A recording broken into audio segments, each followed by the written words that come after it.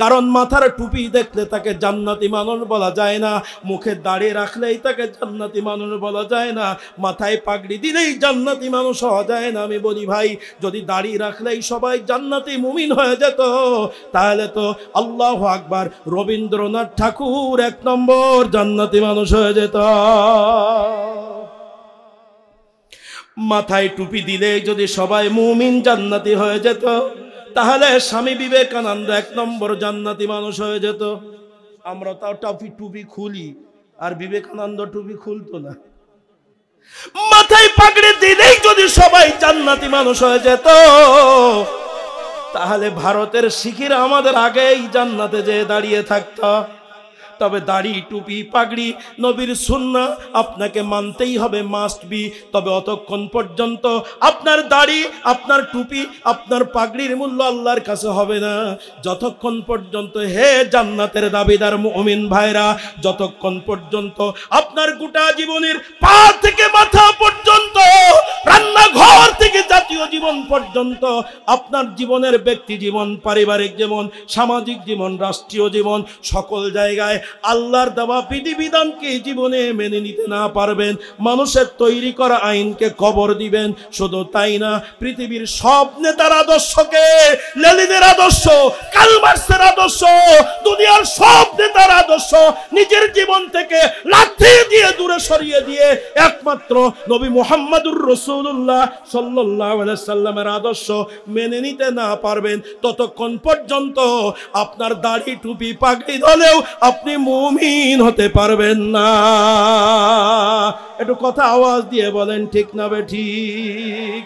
নাম তোমার আব্দুর রহমান, নাম তোমার আব্দুর রহমান, কাজে কর্মে রবারসান, নামাজ রোজার ধার ধারে না, ইসলামী জীবন মানে না, নামাজ রোজার ধার ধারে না, ইসলামী জীবন মানে না, মানে না হাদিস কুরআন। হায় রে আব্দুর রহমান, নাম নিয়ে কি হয় রে কাম, হায় রে আব্দুর রহমান, নাম নিয়ে কি হয় রে কাম। মুসলমানের ঘরে জন্ম নিলে প্রকৃত মুসলমান মুমিন হওয়া যায়। একটু জোরে আওয়াজ দিয়ে বলেন, না যায় না। এই মর্মে আমার আল্লাহ বলছেন, এই কর্ম যাদের এলোমেলো, ওয়ামা হুম বিমুমিনিন, আসলে ওরা মুমিন না। মুমিন হওয়ার জন্য আমার আল্লাহর বিধান, উদখুলু ফিস-সিলমি কাফা, পরিপূর্ণভাবে কোরআন সুন্নাহর মধ্যে প্রবেশ করো। কিছু মানবে আর কিছু মানবে না, এই চরিত্র নিয়ে মুমিন জান্নাতি হওয়া যাবে না। দরুদ ও সালাম মানবতার মুক্তির দিশারি, উম্মতের কান্ডারি, আপনার আমার নবী, শাফাআতুন নবী, সাল্লু আলান নবী, জানার জীবন আদর্শ পালন করলেই পরকালে মুক্তি পাওয়া যাবে। জানার জীবন আদর্শ বাস্তবায়নের লক্ষ্যে শাহ সুফি আলহাজ হযরত মাওলানা ফসিউদ্দিন রহমাতুল্লাহ আলাইহি এ বাংলার বৃহত্তর ময়মনসিংহ এবং রংপুর এলাকায় এই দ্বীনি মারকাজের আলো জ্বেলেছিলেন। আজকের মাহফিলের আয়োজন করা হয়েছে এবং আমরা এসেছি। তিনি হলেন আপনার আমার নবী জনাবে মুহাম্মদুর রাসূলুল্লাহ সাল্লাল্লাহু আলাইহি ওয়াসাল্লাম। সম্মানিত হাজিরিন, আজকের মাহফিলে আপনারা যারা এসেছেন, আপনারা আসলে কাকে খুশি করার জন্য এসেছেন? একটু জবান খুলে বলেন, আরো জোরে আওয়াজ দিয়ে বলেন। কারা কারা আল্লাহকে খুশি করার জন্য এসেছেন একটু হাত দেখান তো। আল্লাহু আকবার। একটু দোহাত খাড়া করে দেন আসমানের দিকে, হাতের আঙ্গুলগুলো ফাঁকা করে দেন, দিয়ে একটু নাড়া দেন তো। দিয়ে জান্নাতের ফুলবাগানের দৃশ্য আমরা দেখছি। বলেন তো, আমাদেরকে যিনি এখানে আসার তৌফিক দিয়েছেন তিনি কে? একসাথে জোরে আওয়াজ দিয়ে বলেন, তিনি কে? জোরে আওয়াজ দিয়ে বলেন, নারায়ে তাকবীর। আল কোরআনের আলো, আল হাদিসের আলো, কোরআন হাদিস যেখানে, সুদ ঘুষ যেখানে, মদ জুয়া যেখানে, সাদাবাজি যেখানে, जिनाबे বিচার যেখানে আলেম উলামা যেখানে দুনিয়ার মুসলিম শেরপুরের মুসলিম বাংলার মুসলিম নারে তাকবীর। হাত নামান। আল্লাহ আমাদের সকলকে তার খুশির জন্য কবুল করুন। জোরে বলুন আমিন। আরো জোরে আওয়াজ দিয়ে বলেন আমিন। আজকের মজলিসে আপনারা যারা এসেছেন, আমি আপনাদের দৃষ্টি আকর্ষণ করছি, সারা পৃথিবীতে আল্লাহ তাআলা অসংখ্য মাখলুকাত সৃষ্টি করেছেন। এত মাখলুক আল্লাহ পৃথিবীতে বানিয়েছেন যা মানুষের গণনার অসাধ্যে, সাধ্য নয়। কত মাখলুক আল্লাহ দুনিয়ায় পাঠিয়েছেন। একটা কথিত কথা আছে 18,000 মাখলুকাত। আসলে 1000, 2000, 3000 করে 18,000 এমনটা নয়, বরং এটা সংখ্যাধিক্য বোঝানোর জন্য 18,000 বলা হয়। অর্থাৎ একজন মানুষ যখন তার ধৈর্যের বাঁধ ভেঙে যায়, তার রেঞ্জের বাইরে চলে যায়, তখন সেরকম অনেক শব্দ বলে রাস্তা দিয়ে আসলাম, দেখলাম হাজার হাজার মানুষ দাঁড়িয়ে আছে হয়তো 200-100। আপনি আপনার ছেলেকে ডাকছেন, আব্দুর রহমান এদিকে আসো, আব্দুর রহমান কথা শোনে নাই। আবার ডাক দিচ্ছেন, আব্দুর রহমান এদিকে আসো, ও কথা শোনে নাই।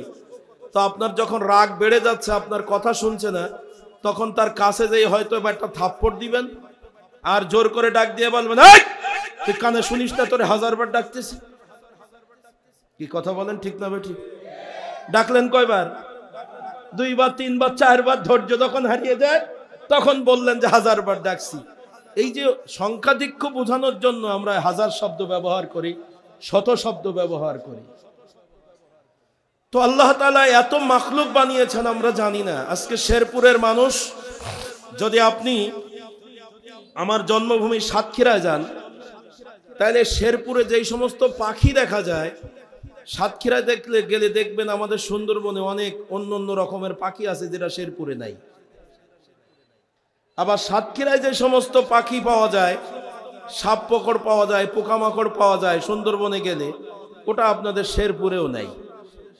এরকম পৃথিবীতে যত জায়গায় আপনি বিচরণ করবেন, সিরু ফিল আরদ, আল্লাহ বলছেন পৃথিবী ভ্রমণ করো। এই পৃথিবী ভ্রমণ করলে আপনি এমন কিছু প্রাণী দেখতে পাবেন, আপনি সব নতুনত্বর ভিতরে থাকবেন, আপনি জীবনে শেষ করতে পারবেন না। তো আল্লাহ তাআলা অসংখ্য প্রাণী পাঠিয়েছেন, তার মধ্যে মানুষ, গরু, ছাগল, হাঁস, মুরগি, যেগুলো আমাদের সামনে ঘোরাফেরা করে। আচ্ছা বলেন তো, আমরা যেখানে এখানে উপস্থিত যারা আছি, এই 2 হাত 2 পা চোখ কান নাক মুখওয়ালা, আমরা আল্লাহ তাআলার সৃষ্টি একটা প্রাণী। বলেন তো আমাদের পরিচয় আমরা কি? হ্যাঁ, গরু ছাগল? আমরা কি? মানুষ। একটু জোরে আওয়াজ দিয়ে বলেন আমরা কি? মানুষ। মানুষ কোরআন শরীফে খুঁজে পাবেন না। কোরআনুল কারীমের ভিতরে হলো, আরবি ভাষায় বলা হয় ইনসান, ইংরেজিতে বলা হয় হিউম্যান। যারা ইংরেজিতে কথা বলে সেই দেশে যেই মানুষ খুঁজে পাবেন না, তারা বলবে হিউম্যান, আর আমরা বাংলা ভাষায় বলছি মানুষ। এটা হলো ভাষাগত পরিবর্তন। যার নাম ইনসান তার নাম মানুষ, আবার যার নাম হিউম্যান তার নামই মানুষ। যত ভাষা আছে তত রকমের পরিবর্তন আছে এ নামের। আজকের মজলিসে আপনারা যারা আছেন সবাই বলেন, তাহলে আমরা আল্লাহর সৃষ্টি একটা প্রাণী। বলেন আমরা কি? আরো জোরে আওয়াজ দিয়ে বলেন আমরা কি? মানুষ। তবে সব মানুষ মানুষ নয়, সব মানুষ মানুষ নয়। আল্লাহ তাআলার কাছে এই 2 হাত 2 পা চোখ কান নাক মুখ কলা কিছু মানুষ আছে যারা আল্লাহ তাআলার দেওয়া হুকুম অমান্য করে চলে। তাদের মন যা চায় তাই করে। আল্লাহ যেটা বলেছেন ওটা বাদ দিয়ে মন চায় জিন্দেগি চালায়, এক কথায় রব চায় জিন্দেগি চালায় না। আল্লাহ তাআলা ওই সমস্ত মানুষ দেখতে কিন্তু বলছেন উলাইকা কাল আনআম বাল হুম আদল, ওরা চতুষ্পদ জানোয়ার, বরং তার চেয়ে আরো নিকৃষ্ট। অর্থাৎ আল্লাহ তাআলার বিধিবিধান যারা মানে না, দেখতে মানুষের মতো হলেও আল্লাহ তাআলার কাছে ওটা উত্তম মানুষ নয়, ওটা অধম মানুষ। আল্লাহ বলছেন ওটা চতুষ্পদ জানোয়ার, শুকুর কুকুরের চেয়েও নিকৃষ্ট। তাই বললাম সব মানুষ মানুষ নয়। এখানে যত মানুষ আমরা এসেছি, আল্লাহ তাআলা মানুষকে স্বভাবগত কারণে 4 ভাগে ভাগ করেছেন, আর সৃষ্টিগত কারণে আল্লাহ তাআলা যত মানুষ তত রকম করে বানিয়েছেন।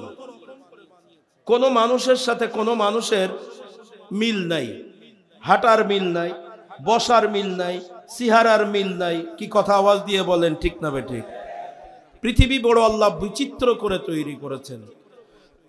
কবি বলছেন, আচ্ছা মানুষ বলো দেখি রাত্রি কেন কালো, সূর্যমণি কোথা থেকে পেল এত আলো, ফুলগুলি সব নানান রঙের কেমন করে হয়, পাতাগুলি সবুজ বটে ফুলের মতো নয়, চিনি কেন এত মিষ্টি, তেঁতুল কেন টক, কোকিল কেন এত কালো, সাদা কেন বক, দুধ কেন এত সাদা, মরিচ কেন ঝাল, আমগুলি সব পাকলে পরে কেমনে হয় তা লাল, পশু পাখি কয় না কথা, মানুষ কেন কয়, আচ্ছা মানুষ বলো দেখি এগুলো কেমন করে হয়, সবই প্রভুর করুণার দান, নত শিরে সেজদা করো হে মুসলমান।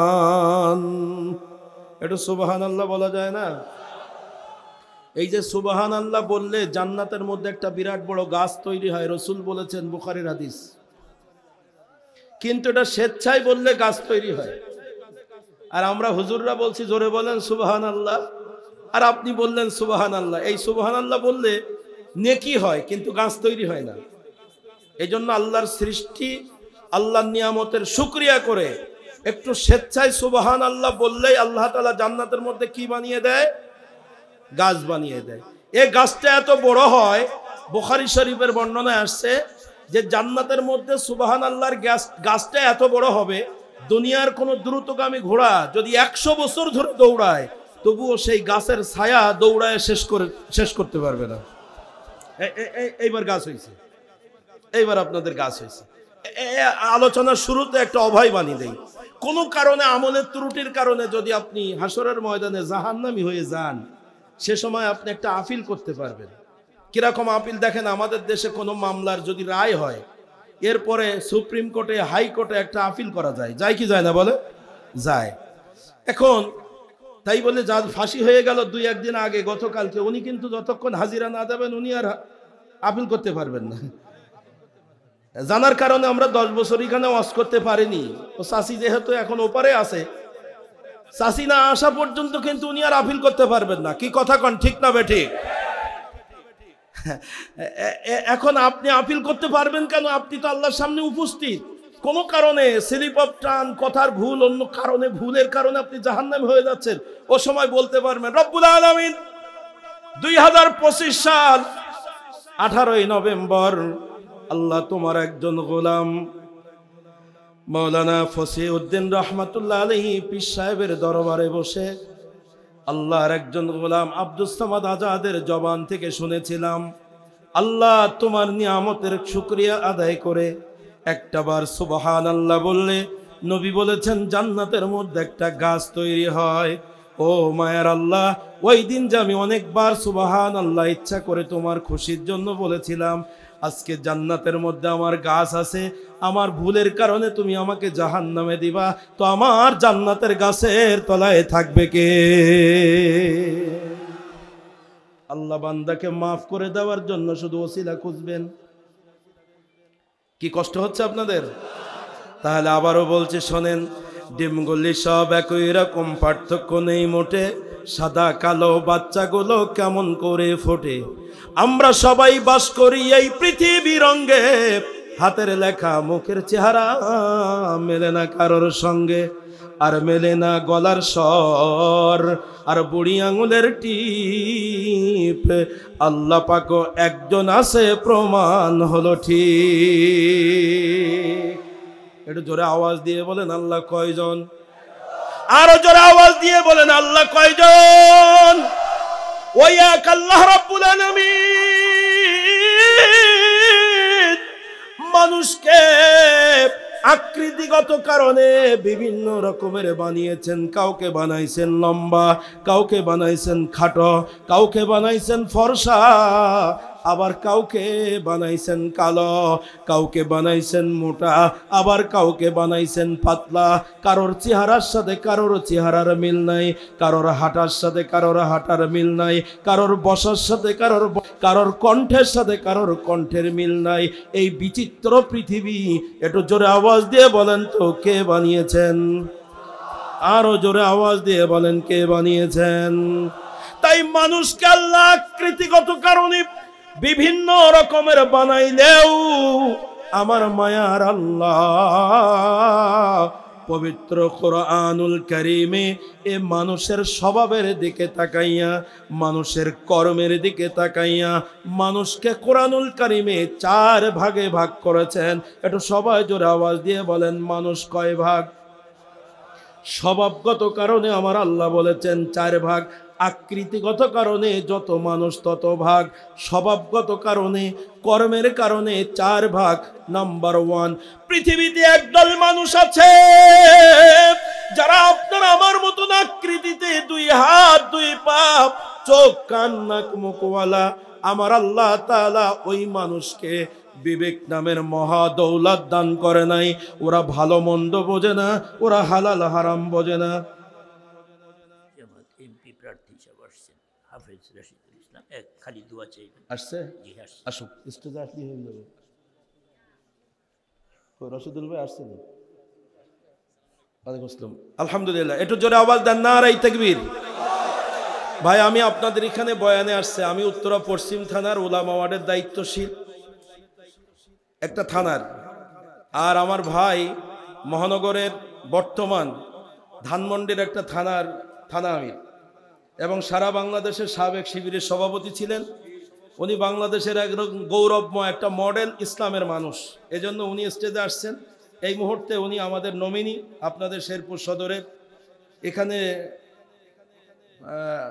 শহীদ কামারুজ্জামান ভাইয়ের স্মৃতি বিজড়িত জায়গা, এই চেয়ার আমরা দোয়া করি আল্লাহ তাআলা তাকে কবুল করুন। এই মর্মে আমি এত গুরুত্বপূর্ণ মানুষ এসেছেন আমি বুঝতে পারিনি, তবে ওই মোটরসাইকেলের মহড়া দেখি বুঝেছি ঘটনা এরকম ঘটবে। আমার ভাইজান এই মুহূর্তে আমাদের কাছে হাজির হয়েছেন। আমি ভাইকে তার উনি দার্স দেয়, উনি দার্সুল হাদিসের দেখলাম একটা ফেসবুকের মধ্যে আসতেছে, ওগুলো আমি মাঝে মাঝে শুনি, ওয়াজ করা শিখি। ওই মানুষের এখন বসায় রেখে আমার ওয়াজ করা যাবে না, ওনার তাড়াতাড়ি বিদায় করতে চাই, তাইলে যা বলবো আপনারা শুনবেন। জি ভাই, আপনাকে কথা বলার জন্য অনুরোধ করছি। আসসালামু আলাইকুম ওয়া রাহমাতুল্লাহ। আলহামদুলিল্লাহ, আমাদের কাছে একজন মেহমান আসছেন, ওনার পরিচিতি আমাদের হযরতের কাছে আপনারা জানতে পারছেন। তো আমি আরেকটু পরিচয় দিচ্ছি। উনি হচ্ছেন আমাদের শিবপুরের কৃতি সন্তান আলহাজ হাফেজ মোহাম্মদ রাশিদুল ইসলাম। উনি তামিরুল মিল্লাত থেকে আলেম পাশ করছেন, তারপর রাজশাহী বিশ্ববিদ্যালয় থেকে কোরআনের ভাষায় বলেন মাজনুন, আর বাংলা ভাষায় আমরা বলি তাদের নাম পাগল। আজকের মাহফিলে আপনারা যারা আছেন বলেন তো, যারা পাগল তারা মানুষ না গরু ছাগল? একটু জোরে আওয়াজ দিয়ে বলেন। আপনারা সবাই বলেছিলেন আপনারা কি? আপনারা মানুষ। তাহলে আপনি মানুষ আর পাগল মানুষের মধ্যে পার্থক্য কি? এই হাত পা চোখ কান নাক মুখ, এখানে কোনো পার্থক্য নাই। বরং আকাইদের পরিভাষায় একটার নাম হলো কাস আর একটার নাম ইখতিয়ার, অর্থাৎ বাংলায় বলে বুঝ শক্তি আর অনুভূতি শক্তির সমন্বয়। আমরা আল্লাহ তাআলার কাছ থেকে বিবেক নামের মহা দৌলত পেয়েছি, আর পাগল নামের মানুষদেরকে আমার আল্লাহ বিবেক নামের এই দৌলত দান করে নাই। যেই কারণে কিয়ামতের ময়দানে পাগলকে আমার আল্লাহ তাআলা বিচারের কাঠগড়ায় দাঁড় করাবেন না। ওরা বোঝে না, এজন্য ওদের হাতের কোনো গুনাহ নাই, পায়ের কোনো গুনাহ নাই, পাগলের জবানের কোনো গুনাহ নাই, পাগলের চোখের কোনো গুনাহ নাই, পাগলের কানের কোনো গুনাহ নাই। তাই আল্লাহর আদালতে আপনি আমি যখন আসামির কাঠগড়ায় দাঁড়িয়ে যাব, এই সময় আমার আল্লাহ তাআলা পাগল নামের মানুষদেরকে কোনো হিসাব না নিয়া আমাদের আগে বিনা হিসাবে জান্নাতে দিয়ে দিবেন। পাগল নামের মানুষদেরকে বাদ দিয়া সারা পৃথিবীতে যত মানুষ আছে, বিবেকবান মানুষ, এরা ভালো মন্দ বোঝে, এরা রাত দিন বোঝে, এই মানুষদেরকে আমার আল্লাহ 3 ভাগে ভাগ করেছেন। এর ভিতরে একদল মানুষ আছে যারা আল্লাহর দেওয়া বিধানকে অস্বীকার করে, আল্লাহর নবীর আদর্শকে বাদ দিয়ে চলে, আল্লাহর নবীর আদর্শ বাদ দিয়ে চলে। এই শ্রেণীর মানুষদেরকে কোরআনুল কারীমের ভাষায় আমার আল্লাহ বলেন ওদের নাম হলো কাফির। একটু জোরে আওয়াজ দিয়ে বলেন ঠিক না বে ঠিক? আচ্ছা আপনারা বলেন, আল্লাহ যাদেরকে কাফের বলেছেন তারা মানুষ না বাঘ সিংহ? একটু জোরে বলেন। মানুষ। তাহলে কাফের যদি মানুষ হয়, আপনিও তো বললেন আপনি মানুষ, তাহলে আপনি আমি মানুষ, আর কাফের মানুষের মধ্যে পার্থক্য কোথায়? ভাইজান, কাফের 2টা হাত, আপনার 2টা হাত, আপনার 2টা পা, কাফেরের 2টা পা, আপনার মাথা আছে, কাফেরের মাথা আছে, আপনার মাথায় চুল আছে, কাফেরের মাথায় চুল আছে। কাফের যেই অক্সিজেন গ্রহণ করে, আপনি আমি একই অক্সিজেন গ্রহণ করে। কাফের যেই সূর্যের আলো গ্রহণ করে, আপনি আমি একই সূর্যের আলো গ্রহণ করে। কাফের যেই বাজারে বাজার করে খায়, আমরাও একই বাজারে বাজার করে খাই। আল্লাহু আকবার। আমরা যেই নদীর মাছ খাই, কাফের একই নদীর মাছ খায়। আমরা যেই রাস্তা দিয়ে যাই, কাফের একই রাস্তা দিয়ে যায়। তাহলে আপনি মানুষ আর কাফের মানুষের পার্থক্য চেহারা দেখে বোঝা যাবে না? একটু কথা আওয়াজ দিয়ে বলেন ঠিক না বে ঠিক? তাই কাফের নামের নিকৃষ্ট মানুষদেরকে আমার আল্লাহ তাআলা আপনার আমার মতন ঈমানওয়ালা মানুষদের কাছে ছিনিয়ে দেওয়ার জন্য পবিত্র কোরআনুল কারীমের 114টা ছোট বড় সূরার ভিতরে এই কাফেরদের নামের সাথে মিলাইয়া আমার আল্লাহ তাআলা একটা সূরা নাজিল করেছেন। সূরাটার নাম সূরাতুল কাফিরুন। একটু জোরে আওয়াজ দিয়ে বলেন আছে না নাই? এখন আমার প্রশ্ন হলো, বলেন তো মানুষ স্বভাবগত কারণে কয় ভাগ? আরো জোরে বলেন। বললাম কয় ভাগ? 2 ভাগের নাম বললাম। প্রথম ভাগ কার কথা বললাম যেন? পাগল। আপনারা কি কেউ পাগল আছেন নাকি? একটু হাত দেখান তো। নাই? আচ্ছা তাহলে 2 নম্বরে কাদের কথা বললাম যেন? কাফের। আচ্ছা এখানে কি কেউ কাফের আছেন? যদি থাকেন একটু হাত দেখান না ভাই। নীরবতা সম্মতির লক্ষণ কিন্তু। একটু জোরে বলেন, কেউ কি কাফের আছেন? কারা কারা কাফের না একটু হাত দেখান তো। আল্লাহু আকবার। একটু জোরে আওয়াজ দেন, নারে তাকবীর। এখানে কি কেউ কুফরি চরিত্রের মানুষ আছেন? নাই, হাত নামান। আল্লাহু আকবার। এখন আপনি কুফরি চরিত্রের মানুষ না, তাহলে কাফের কারা? আমি সংক্ষিপ্ত পরিসরে 2টি কথা বলি। পৃথিবীর বিখ্যাত যাদের নাম কাফের নামে চিহ্নিত, বড় বড় লিডার, আমি 2-3 জনের নাম বলি। আচ্ছা, আবু জাহেল বলেন তো মুসলমান না কাফের? আরো জোরে আওয়াজ দিয়ে বলেন। আচ্ছা বলেন তো ফিরাউন মুসলমান না কাফের? কাফের। কোরআন শরীফে ফিরাউনের নাম আছে না? আচ্ছা আপনাদের সমাজে অনেক লোকের নাম আছে, ডবলু, বল্টু, মন্টু, ঝন্টু, রিঙ্কু, এরকম আছে না নাই? আচ্ছা এই ঝন্টু, মন্টু, রিঙ্কু এগুলো বাদ দিয়া কোরআন শরীফ থেকে যদি ফিরাউন রাখেন, অসুবিধা কি? কাফের। আরে ভাই, কোরআন শরীফের শব্দ তো, কোরআনের একটা অক্ষর পড়লে 10টা নেকি হয় বিনা উজুতে। নাসাই শরীফের হাদিস, যদি কোরআনের একটা অক্ষর উজুর সাথে পড়েন 25টা নেকি হয়। কোরআনের একটা অক্ষর যদি নামাজের মধ্যে কোমরে ব্যথা, বসে বসে নামাজ পড়বেন, প্রতিটা অক্ষরের বিনয় নাসাই শরীফের হাদিস 50টা নেকি হয়। নামাজের মধ্যে যদি কেউ কোনো ব্যক্তি দাঁড়ানো অবস্থায় কোরআনের একটা অক্ষর পড়ে, প্রতিটা অক্ষরের বিনিময়ে 100 করে নেকি লেখা হয়। সুবহানাল্লাহ বলেন।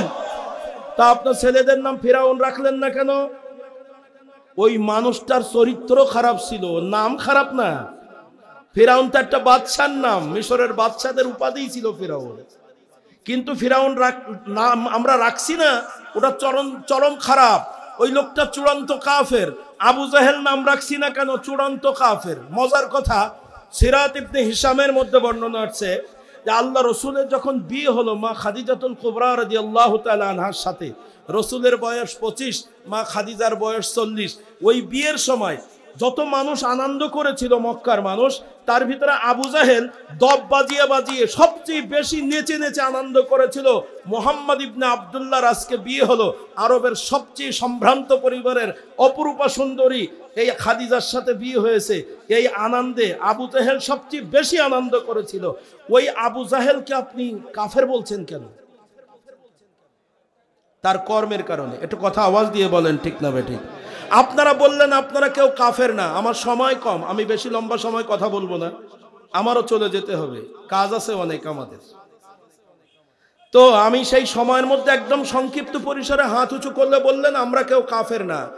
এখন দেখেন, আবু জেহেল যেই কারণে কাফের, ফিরাউন যেই কারণে কাফের, ওটা যদি এ সমাজে কোনো মানুষের মধ্যে ওই চরিত্র থাকে তাহলে সে লোক কি?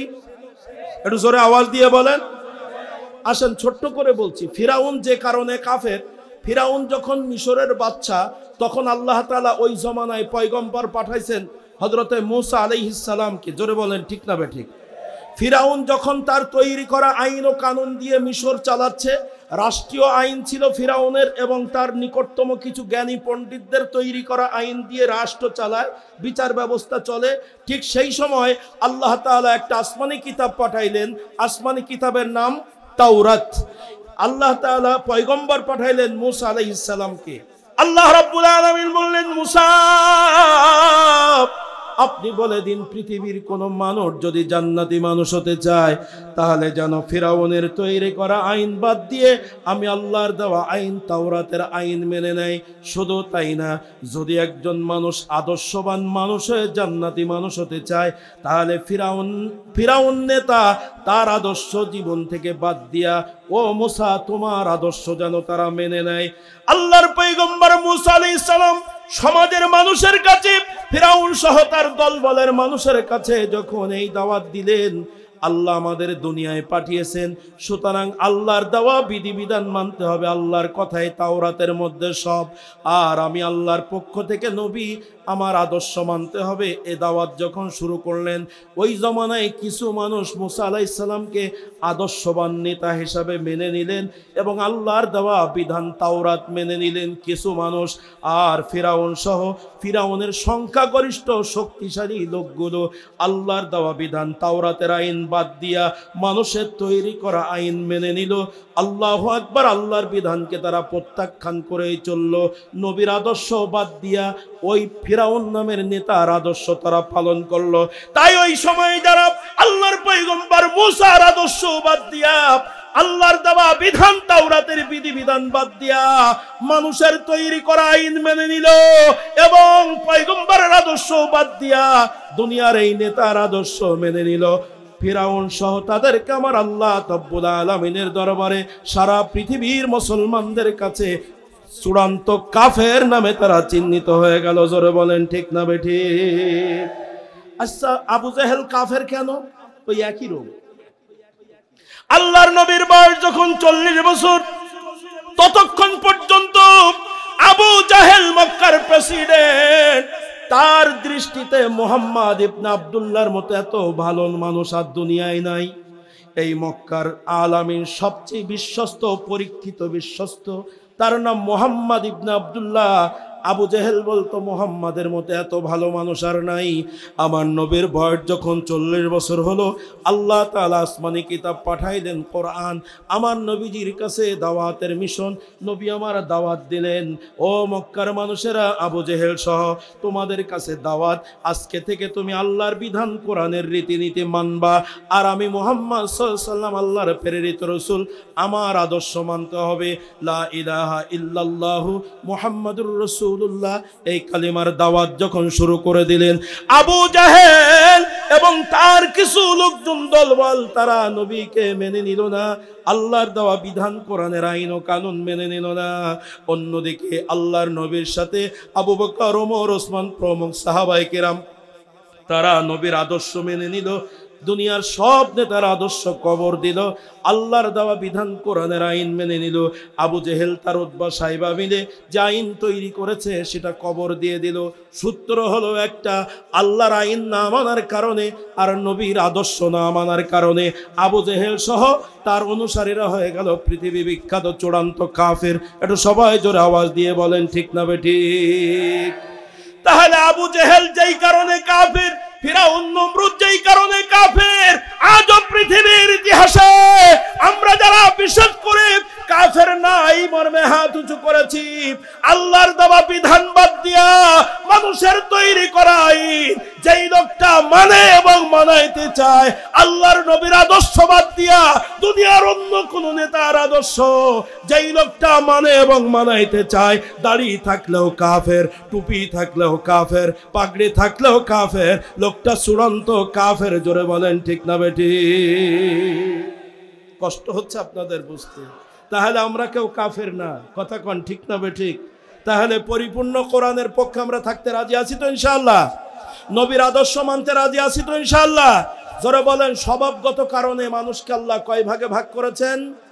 একটু পরীক্ষা করছি, মাত্র ওয়াজ শুরু করেছে, আমি যে আয়াত পড়েছি ওই আয়াতের এখনো ব্যাখ্যায় যায়নি। তার মানে হলো এই গিলাসে যদি পানি খেতে চান তাহলে উচিত হলো আগে গিলাসটা পরিষ্কার করে নেওয়া। আমি আয়াতের কথা বলবো কিন্তু রাখতে পারবেন কিনা এই মর্মে আমি একটু পরিষ্কার করছি আপনার ব্রেনটা। আমরা মানুষ, কিন্তু আমরা কোন মানুষ একটু দেখি। পর্যায়ক্রমে আপনাদের সামনে আলোচনা করছিলাম, মানুষ 4 ভাগে বিভক্ত স্বভাবগত কারণে। 1 নম্বরে পাগল, 2 নম্বরে বললাম কাফের। আমরা এই 2 দলে একটা লোক হাত উঁচু করে নি। আসেন পাগলদের বাদ দিয়া, কাফেরদের বাদ দিয়া পৃথিবীতে একদল মানুষ আছে যারা আল্লাহকে অস্বীকার করে না। তারা আল্লাহকে স্বীকার করে কিন্তু জবান দিয়া, অন্তর দিয়া 100% মানে না। আল্লাহু আকবার। নবীকে স্বীকার করে জবান দিয়া, কিন্তু অন্তর দিয়ে নবীর আদর্শ মানে না। আল্লাহর হুকুম মানে অতক্ষণ সুবিধা হয় যতক্ষণ। আল্লাহর নবীকে নবী বলে স্বীকার করে কিন্তু মানার সময় সুবিধা মতন মানে। আল্লাহু আকবার। আল্লাহকে মানে সুবিধা মতো, নবীকে মানে সুবিধা মতো। এই সুবিধা মতো এক শ্রেণীর মানুষ আছে, তারা আল্লাহু আকবার, আল্লাহু আকবার। এই সুবিধাবাদী মানুষদেরকে আমার আল্লাহ রাব্বুল আলামিন কোরআনের ভাষায় বলেন, ওদের নাম হলো মুনাফিক। এটা জোরে বলেন, কি বলেছেন আল্লাহ? এখন আপনারা এখানে যত মানুষ আছেন, এই মুনাফিক নামের মানুষদেরকে এখানে যত মানুষ আছেন বোঝার জন্য বলছি। মুনাফিকরা জোরে বলেন মানুষ না শিয়াল? আরো জোরে বলেন। আপনারা কি? আপনারাও মানুষ। তাহলে মুনাফিক মানুষ আর আপনি মানুষের মধ্যে পার্থক্য কোথায়? এটা চেহারা দেখে বোঝা যাবে না, কর্ম দেখে বুঝে নিতে হবে। কর্ম তার পরিচয় করিয়ে দেবে। আমি এ কথা বলতে যে আবারও বলছি, কর্মের উপরে মানুষের পরিচিত হয়। আমার আল্লাহর কাছে আপনার পরিচয়টা মুনাফিক আছে কিনা আমি জানি না, তবে আমার আল্লাহ তাআলা সারা পৃথিবীর মুমিন মুসলমানদের কাছে এই মুনাফিকদেরকে পরিচয় করিয়ে দেওয়ার জন্য পবিত্র কোরআনুল কারীমের 114টা ছোট বড় সূরার ভিতরে কোরআনের সাজানো সূরা 63 নম্বর সূরা আল্লাহ মুনাফিকদের নামের সাথে মিলাইয়া নাজিল করেছেন সূরাতুল মুনাফিকুন। একটু জোরে আওয়াজ দিয়ে বলেন আছে না নাই? এখন আমার প্রশ্ন হলো, এখানে কেউ কি মুনাফিক আছেন? একটু হাত দেখান। নাই? মাশাআল্লাহ, মাশাআল্লাহ। বলেছিলাম কোরআনে বর্ণিত আমার আল্লাহ মানুষকে 4 ভাগে ভাগ করেছেন স্বভাবগত কারণে। একটু পরীক্ষা করে জোরে বলেন, প্রথম কাদের কথা বলেছিলাম? পাগল। আমরা বললাম আমরা কেউ পাগল না। 2 নম্বরে বললাম কাফের, আমরা বললাম কেউ কাফের না। এখন বলছি কে কে মুনাফিক আছেন, তাও কেউ হাত দেখান না। ঘটনা কি? মুনাফিকও নাই? মাশাআল্লাহ, মাশাআল্লাহ। তাহলে আমরা কেউ পাগল না, আমরা কেউ কাফের না, আমরা কেউ মুনাফিক না। একটু জোরে আওয়াজ দিয়ে বলেন আল্লাহু আকবার। পাগলদের বাদ দিয়া, কাফেরদের বাদ দিয়া, মুনাফিকদের বাদ দিয়া ফাইনাল রাউন্ড এক শ্রেণীর মানুষ পৃথিবীতে আছে যারা আমার আল্লাহর কাছে অতি পছন্দনীয়, অতি ভালোবাসার মানুষ। আমার আল্লাহ পৃথিবীতে মানুষকে যেই কারণে পাঠিয়েছেন, আমার ভাই বন্ধুবর মাওলানা আকরাম সাহেব শুরুতে খুতবার পরে আয়াতটা তেলাওয়াত করেছেন। আমার আল্লাহ বলেন, মা খালাকতুল জিন্না ওয়াল ইনসা ইল্লা লিয়াবুদুন।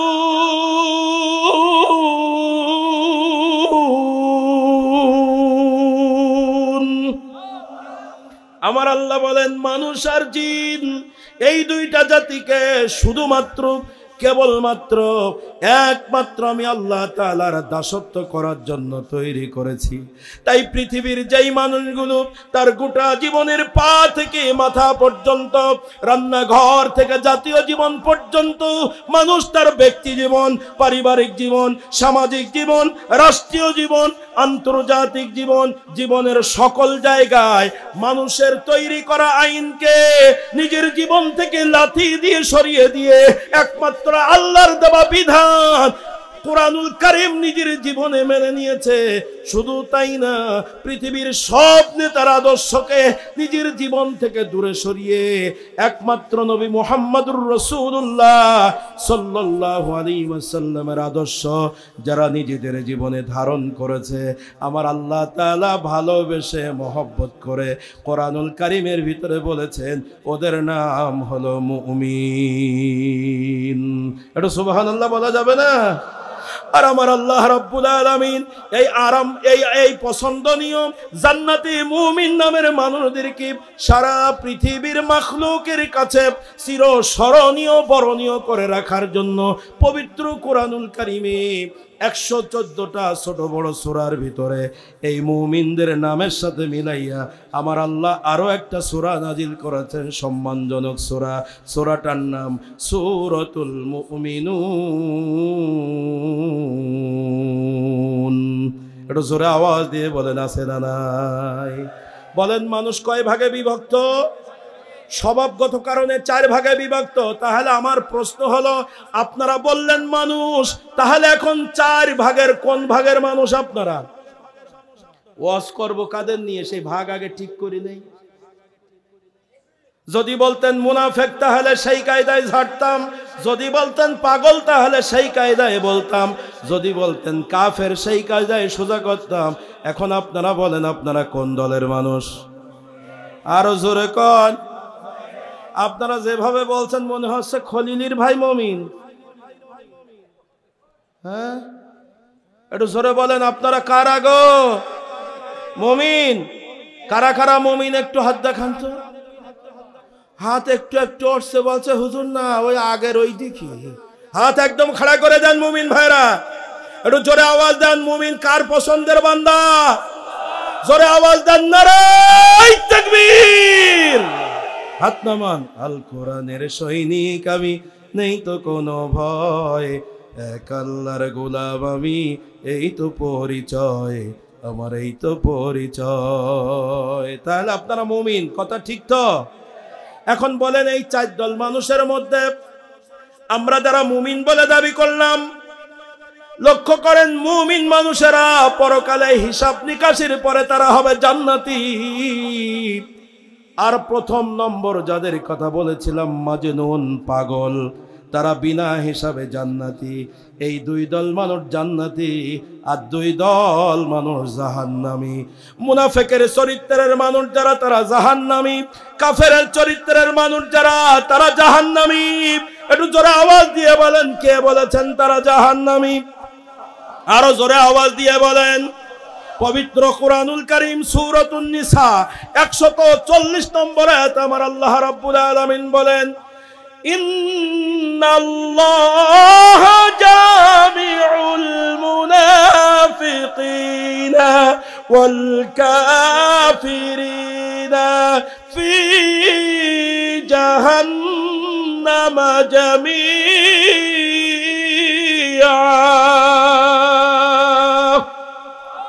আমার আল্লাহ বলেন, নিশ্চয় সমস্ত মুনাফিক এবং কাফেরদেরকে আমি আল্লাহ জাহান্নামের মধ্যে একত্রিত করব। আজকের মাহফিলে আপনারা যারা আছেন, আমরা সবাই মুমিন বলে দাবি করেছি, কিন্তু কারোর মধ্যে যদি মুনাফিকের চরিত্র থাকে, কারোর মধ্যে যদি কুফরি চরিত্র থাকে, জান্নাত জোরে বলেন পাওয়া যাবে?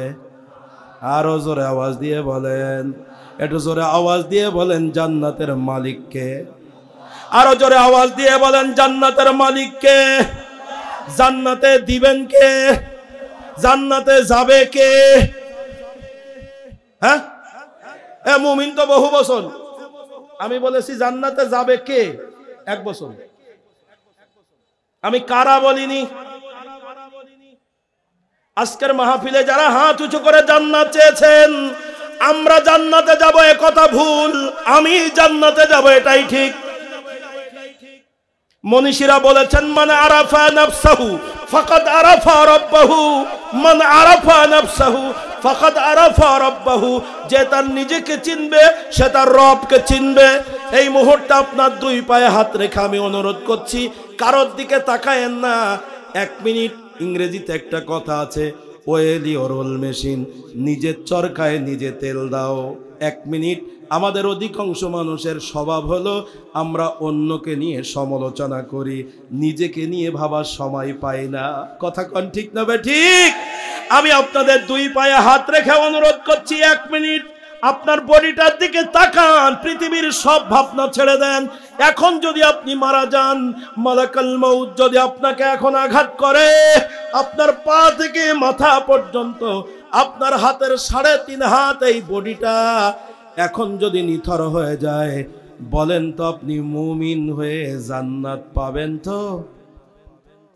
আপনার যা কর্ম, আপনার যা চরিত্র, আপনার যা লেনদেন, আপনার যা মুআমালা, আপনার যা মুআশারা, রাতের আধারে দিনের আলোতে কত ভালো কাজ করেছেন, কত মন্দ কাজ করেছেন, আমি আব্দুস সামাদ আজাদ জানি না। তাই আজকের মাহফিলে আপনারা যারা মুমিন বলে দাবি করেছেন, আল্লাহ সবাইকে মুমিন হিসাবে কবুল করুন, দুয়ার দরখাস্ত। কিন্তু আমার মন বলে আপনারা নিজেরা একটু ভাবেন, আপনি আসলে মুমিন আছেন কিনা এটা আমি জানি না, আপনি জানেন কি? কথা কোন ঠিক না বেটি? তাই আজকের মাহফিলে আমি যতক্ষণ আলোচনা করব, আপনি আপনার অন্তরের কাছে নিজেকে জিজ্ঞাসা করবেন, হাত উঁচু করে বললাম তো আমি মুমিন, আসলে আমি মুমিন আছি তো? এ কথা প্রশ্ন করা যাবে না নিজেকে? একটু জোরে বলেন, প্রশ্ন করা যাবে না? আমি খুতবার মধ্যে একটা আয়াত পড়েছি, সূরা বাকারার একদম শুরুর দিকে 2য় পৃষ্ঠা 9 নম্বর আয়াত। আল্লাহ তাআলা বলছেন, وَمِنَ النَّاسِ مَن يَقُولُ آمَنَّا بِاللَّهِ وَبِالْيَوْمِ الْآخِرِ وَمَا هُمْ بِمُؤْمِنِينَ।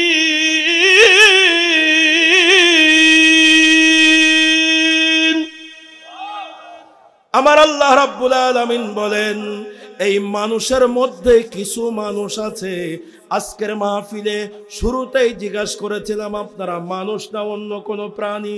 একটু জোরে বলেন, কি জবাব দিয়েছিলেন? আরো জোরে আওয়াজ দিয়ে বলেন।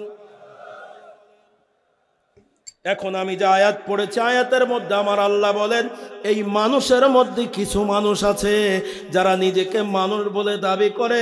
এই মানুষের মধ্যে কিছু মানুষ আছে, সবাই না, তারা বলে আমান্না বিল্লাহি, আমরা আল্লাহকে বিশ্বাস করি। এই মানুষের মধ্যে কিছু মানুষ আছে, তারা বলে সবাই না, অবিল ইয়াউমিল আখিরি, আমরা পরকালকে বিশ্বাস করি, মৃত্যুর পরের জগৎ, কবর, হাসর, মিজান, ফুলসিরাত, জান্নাত, জাহান্নাম বিশ্বাস করি। একটু কথা বলেন ঠিক না বে ঠিক? এখন এখানে যত মানুষ আছেন, দেখেন তো এই 2টো বিশ্বাস আপনাদের মধ্যে আছে কিনা? আপনারা বললেন আমরা মানুষ, 1 নম্বর আল্লাহকে বিশ্বাস করি কি করি না? কারা কারা আল্লাহকে বিশ্বাস করেন একটু হাত দেখায় দেন। হাত কারোর খাটো নেই তো? তাহলে কিন্তু কাফের। হাত হাত ক্লিয়ার? কাকে বিশ্বাস করি? একটু জোরে বলেন, কাকে? তাহলে আমার সাথে একটু সবাই বাংলা বাংলি বলেন, আল্লাহ আমার রব, এই রবি আমার সব, জোরে আল্লাহ আমার রব, এই রবি আমার সব, দমে দমে তনু মনে তারি অনুভব, আল্লাহ আমার রব, এই রবি আমার সব। তোমার দুনিয়াতে আমি আর না কিছু চাই, অথই নিয়ামতে ডুবে আছি সবাই, পাক পাখালির গানে শুনি তসবিহ কলরব, তসবিহ কলরব, আল্লাহ আমার রব, এই রবি আমার সব। জোরে বলেন দুনিয়া কার? হাত নামান, জোরে বলেন দুনিয়া কার? তাহলে আল্লাহর পরে আমাদের বিশ্বাস আছে, তার মানে হলো আজকের এই আয়াতের মধ্যে আমরা ঢুকে গেলাম। আল্লাহ বলেন অমিনান নাসি মাইয়াকুলু আমান্না, মানুষের মধ্যে কিছু মানুষ আছে তারা বললে আমরা আল্লাহকে বিশ্বাস করে। আজকের এই যোগিনী মোড়া এই মাহফিলে, খানকায়ে সিদ্দিকিয়ার মাহফিলে আমরা সবাই বললাম মায়ার আল্লাহ আমরা তো তোমাকে বিশ্বাস করে। তাহলে আয়াতের মধ্যে আমরা এখন ঢুকে গেলাম। আমাদের মতন মানুষদেরকে আমার আল্লাহ বললেন অবিল ইয়াউমিল আখিরি, তারা আখিরাতকেও বিশ্বাস করে। এখন 2 নম্বর, আখিরাতের পরে আমাদের বিশ্বাস আছে কিনা একটু স্বীকার করেন। কার কার আছে একটু হাত দেখান। আল্লাহু আকবার, আল্লাহু আকবার, জোরে আওয়াজ দেন নারায়ে তাকবীর। হাত নামান, হাত নামান, আল্লাহু আকবার। তাহলে আয়াতের মধ্যে স্পষ্ট 2টা বিশ্বাস, একটা হলো আল্লাহর পরে বিশ্বাস আর একটা আখিরাতের পরে বিশ্বাস। আমরা শতভাগ মানুষ বললাম আমরা আল্লাহকে বিশ্বাস করে, আমরা আখিরাতকে বিশ্বাস করে। এরপরে আমার আল্লাহ আস্তে করে ডাক দিয়ে বলেন নবী গো, এই মানুষের মধ্যে যারা আমি আল্লাহকে বিশ্বাস করার দাবি করলো, আখিরাতকে বিশ্বাস করার দাবি করলো, ওদের মুখ বলল, কিন্তু অনেক মানুষ আছে তাদের কর্ম এমন, তাদের চরিত্র এমন। আমি আল্লাহ তাদের কর্মের দিকে তাকাইয়া, তাদের চরিত্রের দিকে তাকাইয়া আমি আল্লাহ ঘোষণা করছি আমাকে বিশ্বাস করে এটা মুখে বললেও কর্মের কারণে আমি আল্লাহ তোমাকে জানিয়ে দিচ্ছি ওমা হুম বিমুমিনিন, আসলে ওরা মুমিন না। একটু জোরে আওয়াজ দিয়ে বলেন কথাটা কার? আল্লাহকে বিশ্বাস করার পরেও আল্লাহ বলছেন আল্লাহু আলিমুম বিদাতিস সুদূর, আমি আল্লাহ বান্দার অন্তরের খবর জানি। আমি আল্লাহকে বিশ্বাস করার পরেও ওর চরিত্র ভালো হয়নি। আমাদের সমাজে অনেক মানুষ আছে ওরা আল্লাহকে বিশ্বাস করে কিন্তু কাজ কাম সব আল্লাহদ্রোহী। কথা আওয়াজ দিয়ে বলেন ঠিক না বেঠিক? ওরা আখিরাতকে বিশ্বাস করে কিন্তু পরকালের ভয় ওদের অন্তরে নাই, মন যা চায় তাই করে। আমার আল্লাহ বলছেন ওরা মুখে মুখে বলার কারণে আমি আল্লাহ বলছি ওরা আসলে মুমিন না। ১,৫০০ বছর পূর্বে আল্লাহর নবীর ভাষা ছিল আরবি, কোরআন নাজিল হলো আরবি ভাষায়। নবী আমার সাহাবীদের কাছে আয়াত পড়ছেন, সাহাবীদের ভাষাও আরবি। আল্লাহর নবীর কাছে আরবি ভাষাভাষী সাহাবায়ে কেরাম ডাক দিয়ে বলে নবী গো, এমন কোন হতভাগা মানুষ আছে যারা আল্লাহকে বিশ্বাস করলো, আখিরাতকে বিশ্বাস করলো কিন্তু মুমিন জান্নাতি মানুষ হতে পারলো না। ইয়া রাসূলুল্লাহ, মেহেরবানি করে ওই হতভাগা মানুষদের পরিচয় আমাদের কাছে বলে দিন। আল্লাহর নবী সাহাবায়ে কেরামের প্রশ্ন শুনে প্রশ্নবিদ্ধ হয়। আমার আল্লাহ বলেন মা ইয়ানতিকু আনিল হাওয়া ইন হুয়া ইল্লা ওয়াহয়ু ইউহা। আমার নবীজি নিজ ইচ্ছায় কোনো কথা বলেন না, আমার আল্লাহ যা ওহী করেন আমার পয়গম্বর তাই বলেন। একটু জোরে আওয়াজ দিয়ে বলেন আল্লাহু আকবার। নবী আমার জবাব দেন না, চুপ করে আছেন। আল্লাহকে বিশ্বাস করার পরেও, আখিরাতকে বিশ্বাস করার পরেও ওরা মুমিন হলো না। তারা কারা?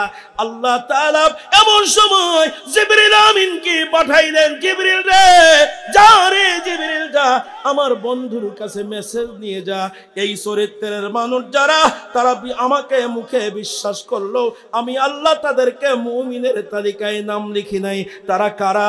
লম্বা আলোচনা সময় সংক্ষেপে শেষ করতে পারবো না, তাই স্পষ্টগুলো ফাইনাল কথা কিছু বলে যাই। পবিত্র কুরআনুল কারীমের 2 নম্বর সূরা 1 নম্বর পারা সূরাতুল বাকারা 14 নম্বর আয়াতে আমার আল্লাহ তাআলা পরিষ্কার করে বলছেন, এই চরিত্রের কারণে তারা আসলে জান্নাতে মুমিন হতে পারলো না। চরিত্রটা কি?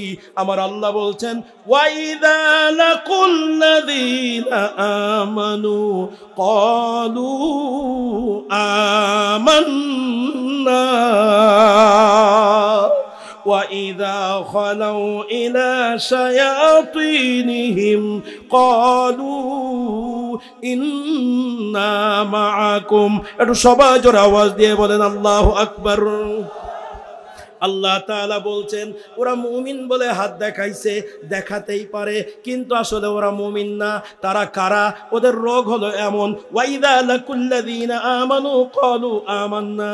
ওরা যখন ঈমানদারদের সাথে মেশে, ওরা নিজেকে ঈমানদার বলে দাবি করে, ওরা ভালো ভালো কাজ করে, নামাজি মানুষের সাথে মিশে নামাজ পড়ে, রোজাদারদের সাথে মিশে রোজা রাখে, রমজান মাস আসলে রোজা রাখে, রমজান মাস আসলে তারাবি পড়ে, রমজান মাস আসলে পরে ইফতার দেয়, হাজিদের সাথে সময় দিয়ে হজ করে, মুখে দাড়ি আছে, সময় পেলে তারা যাকাত দেয়, ভালো ভালো কাজের সাথে তারা জড়িত হয়। ওরা মসজিদ কমিটির মধ্যে থাকে, জুমার দিন নামাজে চলে যায়, ঈদগাহ কমিটির মধ্যে পাওয়া যায়, ঈদের মাঠে নামাজে পাওয়া যায়, তাফসীরের মাঠে তাদের পাওয়া যায়, ইসালে সাহাবের মাঠে তাদের পাওয়া যায়, মাথায় টুপিও পাওয়া যায়। আমার আল্লাহ বলেন, ওয়াইদা লাকুল্লাযীনা আমানু ক্বালু আমান্না। ওরা ঈমানদারদের সাথে মিশে পুরো মুমিনের চরিত্রের কাজগুলো করে। পক্ষান্তরে ওদের চরিত্রটা এমন, ওয়াইদা খলাউ ইলা শায়াতিনিহিম, যখন কোরআন বিরোধী কোনো কাজ হয়, যেখানে কোরআন বিরোধী কাজ হয়, আল্লাহু আকবার, যেখানে সুদের ব্যবসা আছে, যেখানে ঘুষের ব্যবসা আছে, যেখানে চাঁদাবাজি আছে, যেখানে টাউটবাজি লম্পটি আছে, যেখানে আল্লাহু আকবার জমি জমার ভাগ নিয়ে ফাঁকি দেওয়ার সুযোগ আছে, গান আছে, যাত্রা আছে, নোবেল নাটক আছে, আল্লাহু আকবার, অশ্লীলতা আছে, এমন ইসলাম বিদ্বেষী কাজ, শয়তানি কাজ যেখানে আছে, ওরা তখন সেখানে হাজির হয়ে যায়। বরং সেখানে হাজির হয়ে বলে, ইন্না মাআকুম, লাগাও যাত্রা, তোমাদের সাথে আছি। তাহলে সমাজে এক শ্রেণীর মানুষ আছে, ওদের মসজিদেও পাওয়া যায়, যাত্রার প্যান্ডেলেও পাওয়া যায়, ওদের মসজিদে নামাজেও পাওয়া যায়, সুদের ব্যবসার মধ্যেও পাওয়া যায়। মনে হয় আপনাদের এলাকায় নাই? একটু জোরে আওয়াজ দিয়ে বলেন। পবিত্র কুরআনুল কারীমে সূরাতুন নিসা আমার আল্লাহ তাআলা আরো পরিষ্কার করে বলছেন, নবী গো, ওরা মুমিন না, কারণ ওদের চরিত্র হলো এমন, মুযাবযাবিনা বাইনা যালিকা লা ইলাহা উলাই ওয়া লা ইলাহা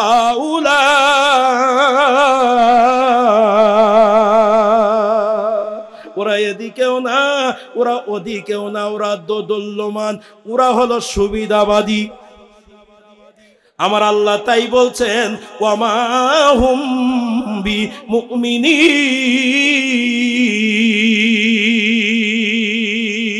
একটু জোরে আওয়াজ দিয়ে বলেন ঠিক না বেঠিক?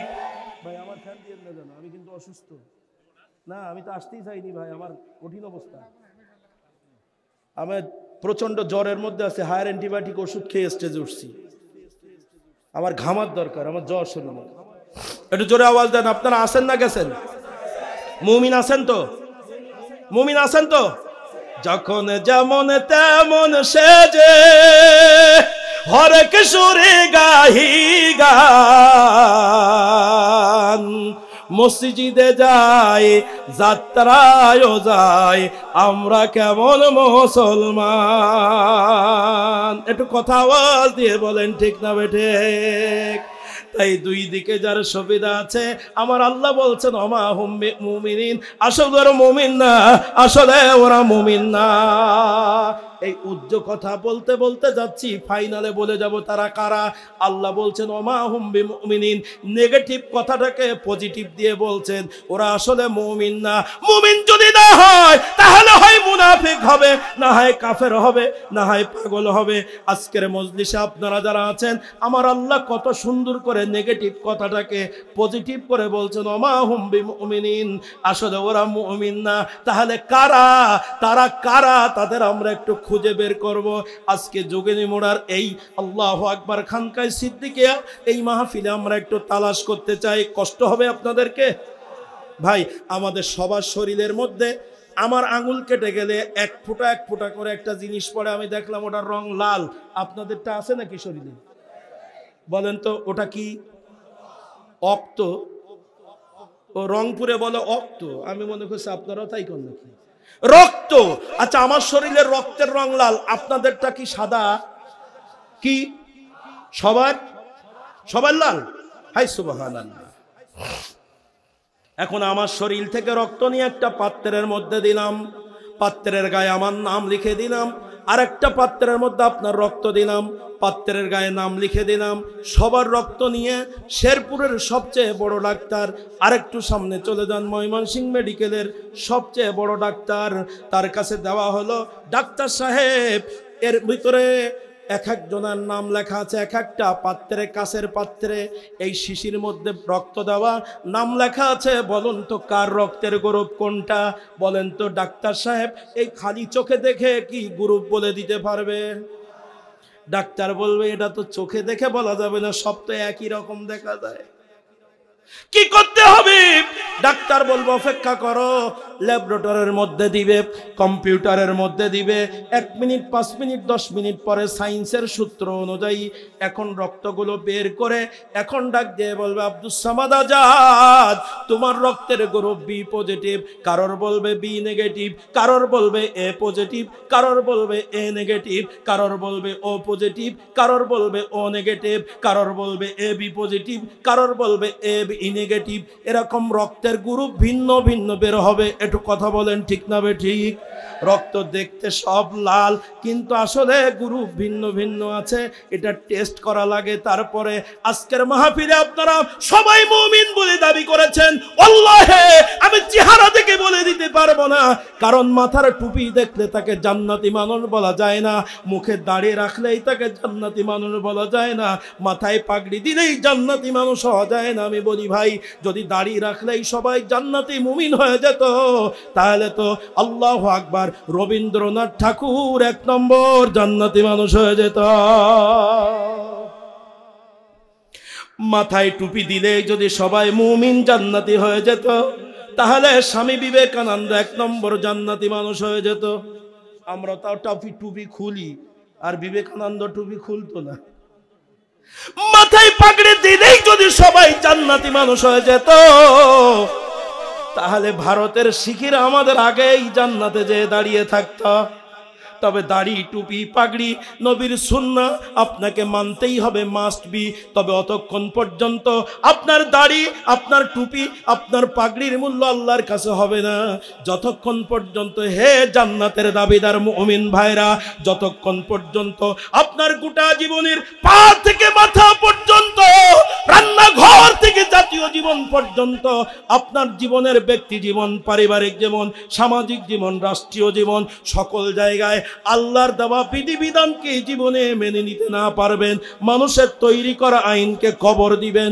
শুধু তাই না, পৃথিবীর সব নেতার আদর্শকে, লেনিনের আদর্শ, কার্ল মার্কসের আদর্শ, দুনিয়ার সব নেতার আদর্শ নিজের জীবন থেকে লাথি দিয়ে দূরে সরিয়ে দিয়ে একমাত্র নবী মুহাম্মদুর রাসূলুল্লাহ সাল্লাল্লাহু আলাইহি সাল্লামের আদর্শ মেনে নিতে না পারবেন, ততক্ষণ পর্যন্ত আপনার দাড়ি, টুপি, পাগড়ি হলেও আপনি মুমিন হতে পারবেন না। একটু কথা আওয়াজ দিয়ে বলেন ঠিক না বে ঠিক? নাম তোমার আব্দুর রহমান, নাম তোমার আব্দুর রহমান, কাজে কর্মে রবারসান, নামাজ রোজার ধার ধারে না, ইসলামী জীবন মানে না, নামাজ রোজার ধার ধারে না, ইসলামী জীবন মানে না, মানে না হাদিস কুরআন। হায় রে আব্দুর রহমান, নাম নিয়ে কি হয় রে কাম, হায় রে আব্দুর রহমান, নাম নিয়ে কি হয় রে কাম। মুসলমানের ঘরে জন্ম নিলে প্রকৃত মুসলমান মুমিন হওয়া যায়। একটু জোরে আওয়াজ দিয়ে বলেন, না যায় না। এই মর্মে আমার আল্লাহ বলছেন, এই কর্ম যাদের এলোমেলো, ওয়ামা হুম বিমুমিনিন, আসলে ওরা মুমিন না। মুমিন হওয়ার জন্য আমার আল্লাহর বিধান, উদখুলু ফিস-সিলমি কাফা, পরিপূর্ণভাবে কোরআন সুন্নাহর মধ্যে প্রবেশ করো। কিছু মানবে আর কিছু মানবে না, এই চরিত্র নিয়ে মুমিন জান্নাতি হওয়া যাবে না। আফাতুমিনুনা বিবাদিল কিতাব ওয়া তাকফুরুনা বিবাদ, তুমি কোরআনের কিছু মানবে আর কিছু অস্বীকার করে চলবে, বাদ দিয়ে চলবে, এইটা দিয়ে মুমিনের চরিত্র তৈরি করা যাবে না। কোরআন থেকে তুমি নামাজ মেনে নিয়েছো, কোরআন থেকে তুমি হজ মেনে নিয়েছো, কোরআন থেকে তুমি যাকাত মেনে নিয়েছো, কোরআন থেকে তুমি রমজানের রোজা মেনে নিয়েছো, বিয়ে করার সময় কোরআনের বিধান দেন মোহর মেনে নিয়েছো। সূরা নিসার লম্বা আলোচনা ফরায়েজের, বাবা মারা যাওয়ার পরে বাবার রেখে যাওয়া সম্পত্তি ছেলে যা পায় মেয়ে তার অর্ধেক পায়, এ বিচারটা তুমি মেনে নিতে পারলে, কোরআন থেকে নামাজ রোজা হজ যাকাত আল্লাহু আকবার জমি জমার বন্টন বিয়ের দেন মোহর মেনে নিলে, ও মুসলমান, যেই না কোরআন থেকে তুমি নামাজ রোজা হজ যাকাত মানলে, তোমার সমাজে যদি চুরি হয় তাহলে চোরের বিচারটা কেমন করে করতে হবে, জিনার বিচারটা কেমন করে করতে হবে, এইটা মনে হয় বাংলাদেশের কোরআন শরীফে নাই। একটু জোরে কোন আছে না নাই? আছে তা মানেন না কে? আছে তা মানেন না কেন? যদি বলেন রাষ্ট্রীয় ভাবে নাই, তাহলে রাষ্ট্র আসলে কাদের? একটু জোরে বলেন। আমি আল্লাহ তাআলার রহমত কোরআনের বদৌলতে পৃথিবীর অনেকগুলো দেশে যাওয়ার সুযোগ পেয়েছে, শুধু বাংলাদেশ না। লেখাপড়া সর্বোচ্চ বাংলাদেশের ডিগ্রি নিয়েছি। আমি আমার গবেষণা করে তথ্য নিয়ে দেখেছি, সারা পৃথিবী দুইটা তন্ত্রের উপরে চলে। একটা তন্ত্র হলো রাজতন্ত্র, আর একটা তন্ত্র হলো গণতন্ত্র। রাজতন্ত্রের বৈশিষ্ট্য হলো ওই দেশে রাজার ছেলে রাজা হয়, তার ছেলে রাজা হয়, বংশ পরস্পরাই তারাই দেশ চালায়, সাধারণ জনগণের কোনো মতামত নাই না, যেমন সৌদি আরব। একটু কথা কন ঠিক না বে ঠিক? আর গণতন্ত্র, পৃথিবীর যেই দেশগুলো গণতন্ত্র আছে, গণতন্ত্রের বৈশিষ্ট্য হলো নির্দিষ্ট সময়ে আল্লাহু আকবার, জি ইনশাআল্লাহ, নির্দিষ্ট সময়ে যেই নেতার যেমন পপুলারিটি আছে, যেই নেতার জনগণের কাছে গ্রহণযোগ্যতা আছে, জনগণ তাকে সমর্থন করে নির্বাচিত করে মেম্বার বানাবে, চেয়ারম্যান বানাবে, এমপি বানাবে, রাষ্ট্রীয় ক্ষমতার চেয়ারে বসিয়ে দেবে। এটা হলো গণতন্ত্র চর্চা। আজকের গণতন্ত্র দেশে আমরা বসবাস করি, তাহলে জোরে আওয়াজ দিয়ে বলেন, এই বাংলাদেশের রাষ্ট্রীয় ক্ষমতার যে পাওয়ারের চেয়ার, ওই চেয়ারের মানুষগুলোকে আসমান থেকে হঠাৎ এসে বসে, জমিন ফুড়ে উঠে এসে বসে, ওরা পাঠায় কারা? আমরা। একটু কথা কন না কেন? আমরা পাঠাই, আমরা সবাই সমর্থন করে, আমি সমর্থন করে পাঠাই, আপনি সমর্থন করে বাংলার চেয়ারে পাঠাই। আমি মুসলমান, আমার আল্লাহর বিধান উদখুলু ফিস-সিলমি কাফা, পরিপূর্ণভাবে কোরআন সুন্নাহর মধ্যে ঢোকো। ব্রিটিশের সময় থেকে এই কোরআনকে তিনটা ভাগ করে আমাদের কাছে রেখে গেছে, আজও সেই ব্রিটিশের ঘোলের মধ্যে পড়ে আছি। কোরআনের তিনটা ভাগ, একটা ভাগের নাম হলো ইবাদত নামের একটা ভাগ। আসলে আমাদের সমাজে সমাজে ইবাদত মানে হলো আমরা মনে করি নামাজ, রোজা, হজ, যাকাত, জিকির, আজকার, তাসবিহ, তাহলিল, কিন্তু কোরআনে ইবাদত শব্দের অর্থ হলো বাংলা দাসত্ব করা, গোলামি করা। দুঃখ হলো একটা, আমাদের চেয়ে বড় বড় মুহাক্কিক আলেম যারা এই আরবি কোরআনের অনুবাদ বাংলায় যারা লিখেছে, তারা অধিকাংশ তাফসিরের মধ্যেও লিখেছে মা খলাকতুল জিন্না ওয়াল ইনসা ইল্লা লিয়াবুদুন, মানুষ আর জিন জাতিকে আমি আল্লাহ পাঠাইছি তার ইবাদত করার জন্য। সব বাংলা রাখলো, মূল কথাটা ইবাদত বলে চালাই দিল। সাধারণ মুসলমান যারা আরবি জানে না, তারা ইবাদত মানে কি তা বুঝতে পারে না। বাংলাদেশের দুইটা তাফসির এবং আল্লাহু আকবার উল্লেখযোগ্য তাফসির, যেই তাফসিরটা সব উলামায়ে কেরামের কাছে গ্রহণযোগ্য, তাফসির ইবনে কাসিরের বাংলা অনুবাদ আপনারা বের করে দেখবেন। সূরাতুল জারিয়ার এই আয়াতে আল্লাহ তাআলা বলছেন মা খলাকতুল জিন্না ওয়াল ইনসা ইল্লা লিয়াবুদুন, মানুষ এবং জিন জাতিকে আমি আল্লাহ পাঠাইছি। এখানে ড্যাশ দাসত্ব করার জন্য লিখলে, গোলামি করার জন্য এই শব্দটা লিখলে সবাই বুঝতে পারত। ইবনে কাসিরের মতন তাফসিরে যিনি অনুবাদ লিখেছেন উনিও ইবাদত করার জন্য পাঠাইছেন, লিখে গেছেন। এজন্য আমাদের সমাজের মানুষ ইবাদত মানে নামাজ, রোজা, হজ, যাকাত শুনিয়ে বসে আছে। ইবাদত মানে হলো গোটা আল্লাহর বিধান 100% মেনে নেওয়া, যে আল্লাহর হুকুম শতভাগ মানে সেই আল্লাহর গোলাম। একটু কথা আওয়াজ দিয়ে বলেন ঠিক না ঠিক? কিন্তু আমরা কোরআনের 3টা ভাগ করেছি। আমার সময় আর মাত্র 5 মিনিট, আমি সময়ের দিকে তাকিয়ে ছেড়ে দেব। 1 নম্বরে ইবাদত নামের একটা ঝুড়ি বানায় রাখছি আমরা। ওই ঝুড়ির মধ্যে নামাজ, রোজা, হজ, যাকাত, জিকির, আজকার, যেগুলো হলো স্বতন্ত্র ইবাদত। তুমি মানলেও মানতে পারো, না মানলেও না মানতে পারো। নামাজ যদি না পড়ো তাও দোষ নাই, নামাজ যদি পড়ো তাও তোমার সমস্যা নাই। রোজা তুমি রাখলেও দোষ নাই, না রাখলেও কোনো দোষ নাই। হজ তুমি করলেও দোষ নাই, না করলেও দোষ নাই। তুমি জিকির আজকার করলেও দোষ নাই, না করলেও দোষ নাই। একটু কথা আওয়াজ দিয়ে বলেন ঠিক না ঠিক? এগুলো হলো স্বতন্ত্র ইবাদত, যেগুলোকে আমরা ইবাদত মনে করি। আল্লাহর এই হুকুমগুলো আমাদের সমাজে মানলে মানো, না মানলে না মানো, এইভাবেই পড়ে আছে অবহেলার সাথে। কড়াভাবে মানতেই হবে এমন কোনো বাংলাদেশে হুকুম নাই। কথা কোন আছে না নাকি? মসজিদের সামনে দিয়ে ঘুরে বেড়ায়, মসজিদে নামাজ পড়ছে, রাস্তার সামনে ঘুরে বেড়াচ্ছে যুবক, মসজিদের মধ্যে ঢুকছে না, কিছুই বলার নাই। একটা লোক নামাজ পড়ে না, মসজিদের মধ্য থেকে কোনোদিন বলতে পারলাম না যেই লোকটা নামাজ পড়ে না। আল্লাহর নবী বলেন বাইনাল আবদি বাইনাল কুফরি তরকুস সালাহ, মুসলমান আর কাফেরের মধ্যে পার্থক্য হলো নামাজ। যেই লোকটা নামাজ পড়ে না, লোকটা এখনো মুসলমান হতে পারে নাই, এটা কুফরি চরিত্রের মানুষ। মসজিদের মারা যাওয়ার পরে মসজিদের খাটিয়া বেনামাজির জন্য দেওয়া হবে না, এমন একটা শব্দ আমাদের সমাজে আছে। তাহলে নামাজ না পড়লেও দোষ নাই, পড়লেও কোনো সমস্যা নাই। কোনোদিন বললাম না লোকটা নামাজ পড়ে না, ওর কোনো দান সদকা মসজিদে নেওয়া হবে না, বলছি কোনোদিন? এটা কোনো দোষের বিষয় না। নামাজ পড়ো আর না পড়ো কোনো সমস্যা নাই, এটা ছ্যালছালা মার্কা হুকুম আমাদের সমাজে আছে। নামাজ, রোজা, হজ, যাকাত যার নাম ইবাদত নামে খ্যাত। আল্লাহু আকবার। কোরআনের 3টা ভাগ বলছি, মুমিন এমনি এমনি হওয়া যায় না রে ভাই। 2 নম্বর আর একটা ভাগ আছে। গোটা কোরআনের মধ্যে 2টা বিধান, 2টা আল্লাহর হুকুম আমরা বাংলাদেশের মানুষ মানতে বাধ্য। যেটা ব্রিটিশ মানার জন্য দেখে গেছে, ওই আইনটা বাংলাদেশের সংবিধানে আছে।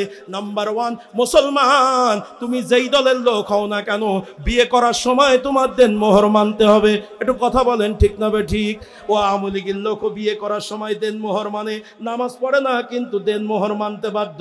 বিএনপির লোক বিয়ে করার সময় দেন মোহর মানে, জামাত ইসলামের লোক বিয়ে করার সময় দেন মোহর মানে, পীর সাহেবরা বিয়ে করার সময় দেন মোহর মানে। একটু কথা আওয়াজ দিয়ে বলেন ঠিক না ঠিক? নামাজ পড়ে না, রোজা রাখে না, হজ করে না, যাকাত দেয় না, আকাম কুকামের কমান্ডার, সাদাবাজের লিডার, ঘুষখোরের লিডার, কিন্তু বিয়ে করার সময় দেন মোহর মানতে বাধ্য। কেন বাধ্য? আল্লাহর এই আইনটা বাংলাদেশের সংবিধানে, বাংলাদেশের পার্লামেন্টে চালু আছে তাই। 2 নম্বর আল্লাহর আর একটা আইন, সেটা হলো বাংলাদেশের মানুষ মানতে বাধ্য। সেটা হলো বাবা মারা যাওয়ার পরে বাবার রেখে দেওয়া সম্পত্তি বন্টন। ছেলে যদি 2 হাত পায়, মেয়ে পাবে অর্ধেক। এই মেয়ে যদি অর্ধেক না দেয়, মেয়ে তার ভাইয়ের বিরুদ্ধে মামলা করতে পারবে, কোর্টে মামলা হবে। কোনো ছেলে যদি দেনমোহর ধার্য না করে, কোনো মেয়েকে ঘরে আনে, কোর্টে গেলে মামলা হবে। এই 2টা আইন আমরা সবাই মানি, কিন্তু বাকি আইনগুলো আমরা কেউ মানি না। এটা হলো 2 নম্বর ভাগ বললাম। সময় শেষ, তাই 3 নম্বর ভাগটা আর বললাম না, বিদায় নিলাম। 1 মিনিট আছে আমার ঘড়িতে, 1 মিনিট। আমার চশমা চোখই নেই তো এই জন্য বুঝতে পারবো। 3 নম্বর ভাগ, ওই যে নামাজ রোজা হজ যাকাত জিকির আজকার স্বতন্ত্র ভাবে ইবাদত নামে চলছে, আর বিয়ের দেন মোহর আর জমি জমার বন্টন ফাইনাল ভাবে মানছি, আর বাকি কোরআনের যত হুকুমগুলো আছে, চোরের বিচার, জিনার বিচার, অর্থনীতি, শ্রম নীতি, রাজনীতি, সমাজনীতি, যত নীতি রীতিনীতি আছে, ওইগুলো ব্রিটিশের সময় থেকে এমন তালা মেরে গেছে, ও বাংলাদেশের 92% মুসলমান বলে দাবিদার, ওই তালা আজও আমরা ভাঙতে পারি নাই। তাই ওই তালা ভেঙে বাংলার পার্লামেন্টে কোরআনের পরিপূর্ণ মানার ব্যবস্থা করা, এটা প্রতিটা নাগরিকের নৈতিক দায়িত্ব। কথা বলেন ঠিক না বেঠে?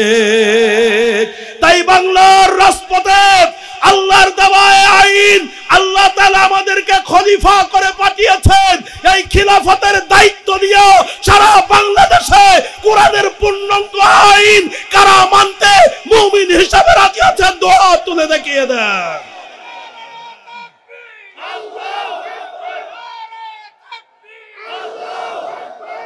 আল্লাহ সকলকে কবুল করুন, জোরে বলুন আমিন। বাসিলে দেখা হবে দুনিয়া মাজার, না বাসিলে দেখা হবে হাসর ও মজার। তবে শেষ একটা শুকরিয়ার কথা না বলে পারি না, এই মুহূর্তে স্টেজের শেষে আমার অত্যন্ত শ্রদ্ধাভাজন জনাব প্রখ্যাত আলেম দ্বীন, সারা বাংলার গৌরবময় আলেম জনাব হযরত মাওলানা মুফতি উসমান গনি সালেহ সাহেব এসে গেছেন। আল্লাহ তাআলা ওনার হায়াতে তৈয়বা দান করুন, জোরে বলুন আমিন। এই মর্মে আমি আপনাদের কাছে ভুল ত্রুটি ক্ষমা চেয়ে কোরআন সুন্নাহর উপরে আমাদের নিজেদের জীবন গড়ে আখেরাতে সফল মানুষ মুমিন হতে পারি তৌফিক দান করুন, এই প্রত্যাশায় আজকের আলোচনা এখানে শেষ করলাম। ও আখিরি দাওয়ানা আনিল হামদুলিল্লাহি রাব্বিল আলামিন। আসসালামু আলাইকুম ওয়া রাহমাতুল্লাহি ওয়া বারাকাতুহু। আলহামদুলিল্লাহ, আমরা অত্যন্ত সুন্দর আলোচনা শুনলাম, জ্ঞান গর্ব আলোচনা। যাই হোক, আমাদের অন্যতম আকর্ষণ বিশেষ হযরত মাওলানা মুফতি ফুরকান সালেহ সাহেব এসে গেছেন। উনি এখনই তার গুরুত্বপূর্ণ বক্তব্য রাখবেন। এর আগে আমার এই বাড়ির, আমার বংশের গৌরব, একজন গৌরব, আমার অতি প্রিয় ভাতিজা, বাংলাদেশ সুপ্রিম কোর্টের সিনিয়র অ্যাডভোকেট, প্রাক্তন সহকারী অ্যাটর্নি জেনারেল, আমার বাড়ির এবং আমার এলাকার গৌরব, আমার প্রিয় ভাতিজা আলহাজ মোহাম্মদ আব্দুল্লাহ, আপনাদের সাথে একটু দোয়া চাইবেন, শুধু আপনাদের একটু সালাম দিবেন এবং দোয়া চাইবেন। এবার হজ করে আসছেন, শরীরটা ভালো না, অনেকদিন পরে দেশে আসছে, এই মাহফিলকে উদ্দেশ্য করে বহুদিন পরে দেশে আসছে। আমি আমার ভাতিজাকে